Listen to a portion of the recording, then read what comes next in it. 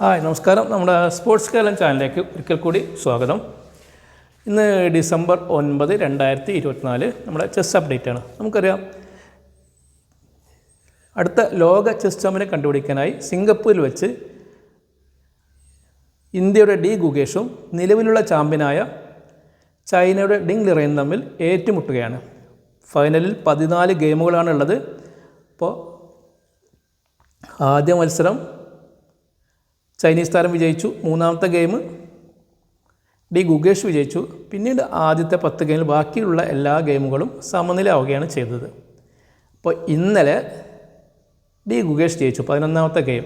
ഇതോടെ ഗുഗേഷിന് 6 പോയിൻ്റ് ലഭിച്ചു. ചൈനീസ് താരത്തിന് 5 പോയിൻ്റേ ഉള്ളൂ. ഇനി 3 ഗെയിമുകളാണ് ബാക്കിയുള്ളത്. അതിൽ 2 ചൈനീസ് താരത്തിനായിരിക്കും വെള്ളക്കരുക്കൾ, 1 ഗുഗേഷിനായിരിക്കും വെള്ളക്കരുക്കൾ. എന്നാലും ഇപ്പോഴത്തെ അവസ്ഥയിൽ ഡി ഗുഗേഷാണ് ലോക ചാമ്പ്യനാവാനുള്ള എല്ലാ സാധ്യതയും ഉള്ളത്. ഇനി ചൈനീസ് താരത്തെ സംബന്ധിച്ചിടത്തോളം തിരിച്ചു വരാനുള്ള ഒരു കുറവാണ്. കാരണം ഇപ്പോൾ ഈ 3 ഗെയിം മാത്രം അവശേഷിക്കെ 1 പോയിൻറ്റിന് ഗുഗേഷ് ഇപ്പോൾ മുമ്പിലാണ്. അതുകൊണ്ട് ഇതുവരെ കളിച്ച തന്ത്രങ്ങളിലൊന്നും ഇനി തന്ത്രങ്ങൾ ഉപയോഗിച്ചാലൊന്നും ഇനി ചൈനീസ് താരത്തിനുള്ള തിരിച്ചുവരവ് കഴിയില്ല. അതുകൊണ്ട് അടുത്ത ചാമ്പ്യനായി നമുക്ക് ഗുഗേഷിനെ തന്നെ ഇപ്പോൾ തന്നെ കണക്കാക്കാം എന്നാണ് തോന്നുന്നത്. ഏതായാലും ഇന്നലെ നടന്ന ഗെയിം 11ാമത്തെ ഗെയിം റെട്ടി ഓപ്പണിങ്ങിലാണ് അവർ കളി വികസിപ്പിച്ചത്. റെട്ടി ഓപ്പണിംഗ് എന്ന് പറഞ്ഞാൽ ആദ്യം ഗുഗേഷിനായിരുന്നു വെള്ളക്കരുക്കൾ എന്ന് പറഞ്ഞു. അപ്പോൾ ഗുഗേഷ് NF3 കളിച്ചു. നൈറ്റിനെടുത്ത് F3യിലേക്ക് വെച്ചു. ചൈനീസ് താരം D5 ആണ് കളിച്ചത്. ക്യൂവിന് മുമ്പിലുള്ള പോണിനെ 2 കളം നീക്കി. അപ്പോൾ ഗുഗേഷ് C4 ആണ് കളിച്ചത്. അത് ബിഷപ്പിന് മുമ്പിലുള്ള പോണിനെടുത്ത് 2 കള്ളി മുന്നോട്ട് നീക്കി. ചൈനീസ് താരം D4 കളിച്ചു. ഇപ്പോൾ മൂന്നാമത്തെ നീക്കുന്നതിൽ ഗുഗേഷ് B4 കളിച്ചു. മറ്റേ ആൾ C5 കളിച്ചു. ഗുഗേഷ് 4ാമത്തെ നീക്കുന്നതിൽ E3 കളിച്ചു. ചൈനീസ് താരം NF6 കളിച്ചു. 5ാമത്തെ നീക്കുന്നതിൽ ഗുഗേഷ് A3 കളിച്ചു. മറ്റേ ആൾ ബിഷപ്പിനടുത്ത് G4ലേക്ക് വെച്ചു. ഇതിങ്ങനെ മുന്നോട്ട് പോയി. 6ാമത്തെ നീക്കം മുതൽ അവർ ഇങ്ങനെ ഓരോ കരിക്കളെ എക്സ്ചേഞ്ച് ചെയ്യാൻ തുടങ്ങി. ഇങ്ങനെ 20 നീക്കമൊക്കെ കഴിഞ്ഞപ്പോൾ എല്ലാവരും കരുതുന്നത് ഇത് മുൻപൊക്കെ നടന്ന ഗെയിമുകളെ പോലെ തന്നെ സമനിലയിലേക്ക് അങ്ങനെ പോകും എന്ന് തന്നെയാണ് കരുതിയത്.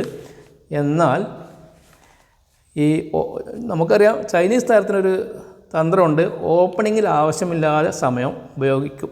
ഒരു നീക്കത്തിന് 45 മിനിറ്റൊക്കെ ആവശ്യമില്ലെങ്കിലും വെറുതെ ഉപയോഗിക്കും. അങ്ങനെ ഈ 24, 26 നീക്കമൊക്കെ ആയപ്പോഴേക്ക് പിന്നീടുള്ള 14 നീക്കങ്ങൾക്ക് ചൈനീസ് താരത്തിന് ആകെ അവശേഷിച്ചുള്ളത് 10 മിനിറ്റിൽ താഴെയാണ്. അതായത് ഒരു നീക്കത്തിന് കിട്ടുക 30 സെക്കൻഡൊക്കെ ആയിരിക്കും. അങ്ങനെ വന്നപ്പോൾ നമുക്കറിയാം സമ്മർദ്ദം വരും.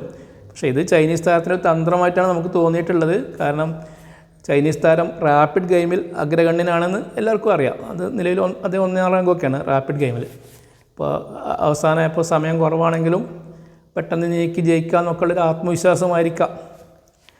അപ്പോൾ ഏതായാലും ഇങ്ങനെ നടന്നു. അപ്പോൾ 28ാമതെങ്കിൽ പെട്ടെന്ന് നീക്കുന്നതിനിടയിൽ അദ്ദേഹത്തിനൊരു ബ്ലണ്ടർ ഗെയിം കളിച്ചു. അദ്ദേഹത്തിൻ്റെ ക്യൂവിനടുത്ത് C8ലേക്ക് വെച്ചു. അവിടെ നമുക്കറിയാം അത് റൂക്കും ഗുഗേഷിൻ്റെ റൂക്കും നൈറ്റും ഒക്കെ തൊട്ടടുത്തൊക്കെ ഉണ്ടായിരുന്നു. ഏതായാലും ആ ബ്ലണ്ടർ നീക്കത്തോടു കൂടി അത് ശരിക്കൊരു വിഡ്ഢിത്തമായിരുന്നു. അതോടുകൂടി അദ്ദേഹത്തിൻ്റെ കയ്യിൽ നിന്ന് കളി പോയി. അദ്ദേഹം കളി റിസൈൻ ചെയ്യുകയാണ് ഉണ്ടായത്. അങ്ങനെ ഇന്നലെ 11ാമത്തെ ഗെയിം ഗുഗേഷ് വിജയിച്ചു. ഇപ്പോൾ നിലവിൽ ഗുഗേഷിന് 6 പോയിൻറ്റും ചൈനീസ് താരത്തിന് 5 പോയിൻറ്റുമാണ് ഉള്ളത്. ഇനി 3 ഗെയിം മാത്രമേ അവശേഷിക്കുന്നുള്ളൂ. അതുകൊണ്ട് തന്നെ ഇനി ചൈനീസ് താരം തിരിച്ചു വരാനുള്ള സാധ്യത കുറവാണ്. നമുക്കറിയാം, ഇനിയിപ്പോൾ ഇങ്ങനെയുള്ള ലീഡൊക്കെ കളി തീരാനാകുമ്പോണ്ടാകുമ്പോൾ ലീഡുള്ള ആളായിരിക്കും നിലവിൽ ചാമ്പ്യനായി തീരുക. കാരണം ഇനിയുള്ള സമ്മർദ്ദത്തെ മറികടക്കാൻ മറ്റ് ലീഡ് കുറവുള്ള താരത്തിന് കഴിയില്ല.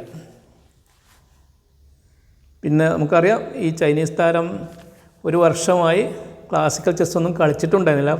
കഴിഞ്ഞ പ്രാവശ്യം ഫൈനലിൽ വിജയിയായതിനു ശേഷം പല മത്സരങ്ങളിലും വിട്ടു നിൽക്കുകയായിരുന്നു. ഈ കഴിഞ്ഞ ചെസ് ഒളിമ്പ്യാഡിൽ കളിച്ചിരുന്നെങ്കിലും എല്ലാ മത്സരവും സമനില ആക്കാനാണ് അദ്ദേഹം ശ്രമിച്ചത്. അപ്പോൾ ഏതായാലും ഇനി 3 ഗെയിം കൂടെ അവശേഷിച്ചിട്ടുണ്ട്. നമുക്കറിയാം, നമുക്ക് നോക്കാം ഇനി എന്താണ് സംഭവിക്കാതെ. ഇന്ന് 12ാമത്തെ ഗെയിം ഇന്ന് നടക്കും. അപ്പോൾ ഓക്കെ, അടുത്ത അപ്ഡേറ്റ് ആയിട്ട് വരുന്നവരെ നമസ്കാരം. Thank you.